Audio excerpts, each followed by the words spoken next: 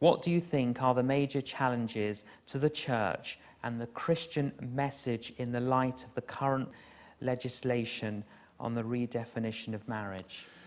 Yeah, I mean, obviously huge issues there, and there's no way we can lay them all out tonight. I do want to say a word about a word.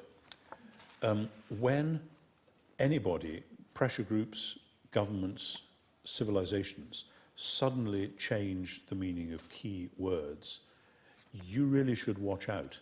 If you go to a German dictionary and just open it at random, you may well see several German words which have a little square bracket saying NS, meaning National Socialist or Nazi, that the Nazis gave those words a certain meaning. In post-1917 Russia, there were whole categories of people who were called former persons because by the communist diktat, they had ceased to be relevant for the state. And once you called them former persons, it was extremely easy to ship them off somewhere and have them killed. In the same way, there was a letter in the Times Lit Up just a few weeks ago saying that when we're talking about assisted suicide or something like that, we shouldn't actually use words like suicide and killing and those sort of words, because those imply that you shouldn't do it, whereas now our civilization is saying that maybe there are reasons for that. And I find that sort of stuff chilling, the attempt to change a bit of an ideology within a culture by changing the language. Now, the word marriage for thousands of years and cross-culturally has meant man and woman. Sometimes it's been one man and more than one woman. Sometimes, occasionally, it's been one woman and more than one man. There's certain polyandry as well as polygamy in some societies, in some parts of history. But it's always been male plus female.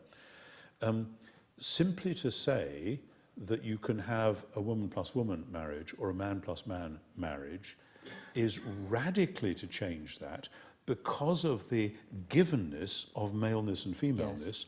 And I would say that without any particular Christian presuppositions at all, just cross-culturally that's so. With Christian or Jewish presuppositions, or indeed Muslim, then if you believe in what it says in Genesis 1 about about God making heaven and earth, and the binaries in Genesis 1 are so important, that heaven and earth, and then the sea and dry land, and so on, and you end up with male and female. And it's all about God making complementary pairs which are meant to work together. And the last scene in the Bible is the new heaven and new earth, and the symbol for that is the marriage of Christ and his church. So this stuff, it's not just one or two verses here and there which say this or that. It's an entire narrative which works with this complementarity, so that a male plus female marriage is a signpost or a signal about the goodness of the original creation and God's intention for the eventual new heavens and new earth. If you say that marriage now means something which would allow other such configurations, what you're saying is actually that when we marry a man and a woman, we're not actually doing any of that stuff. This is just a convenient social arrangement, a social and a sexual arrangement, and there it is, get on with it. And it seems to me that it's interesting. It isn't that, I think, that is the downgrading of marriage. It's something that has gone on clearly for some time, which is now poking its head above the parapet. Absolutely. That if that's what you thought marriage meant, then clearly we haven't done a very good job in society as a whole, in the church in particular, in teaching about just what a wonderful mystery marriage is supposed to be. So, I mean, simply at that level, I think it's a nonsense. It's like a government voting that black should be white. You could vote that if you like and pass it by a total majority, but it isn't actually going to change the reality.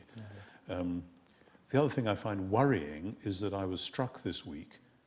Simply, this is a memory, and you may not agree with the judgment that precedes it, but 11 years ago, 10 years ago, almost right now, we were about to go to war against Iraq. I sat in my kitchen and I listened to Tony Blair making the great speech on how we should go and bomb Iraq. It was the day before they actually started.